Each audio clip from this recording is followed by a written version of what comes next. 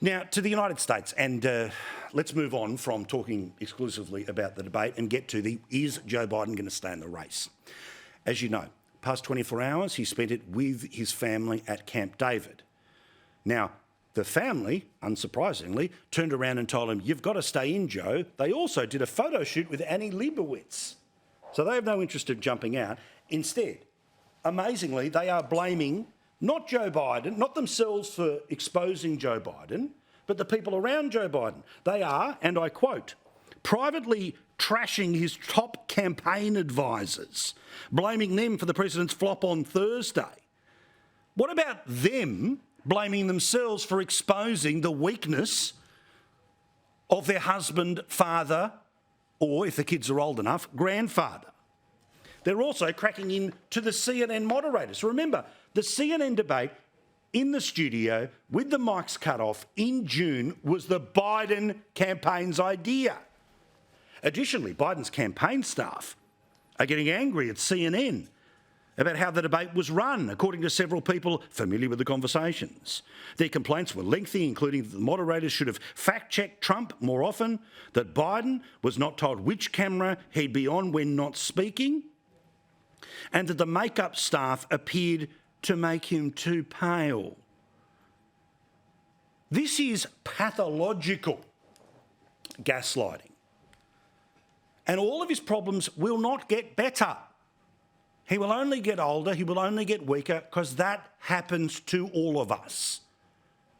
You have seen people in the prime of their life go in with jet black hair, and after 4 or 8 years of the presidency, it's grey. So imagine what it does to a bloke who will be beyond his mid-80s should he get another 4 years in the job.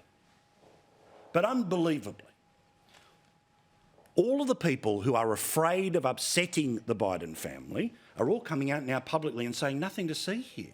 Don't believe your lying eyes. He wasn't sick, he wasn't frail. The makeup was the problem.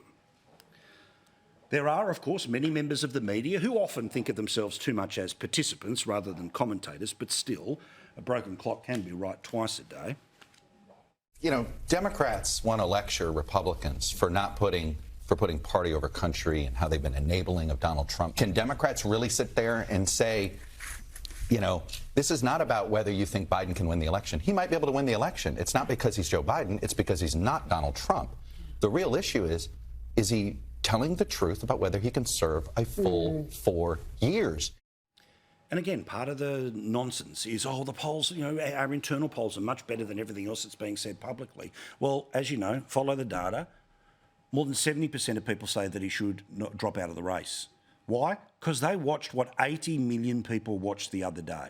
72% of people, basically a full 10-point increase, say he should jump out of the race. His family, whose entire business model is, of course, selling access to dad, the entire Democratic establishment, who just thinks because he's not Donald Trump he'll win, is willing to continue their lie and prop up this bloke.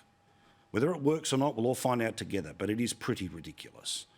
Meantime, in a couple of hours' time, the Supreme Court in the United States will have a very big decision to make. It will announce whether or not Donald Trump has got total presidential immunity. Put simply, that would mean most of the cases that are against him at the federal level would melt away. It's a very big night in American politics. We'll find out what happens by tomorrow morning, where Pete Stefanovic fills you in with First Edition.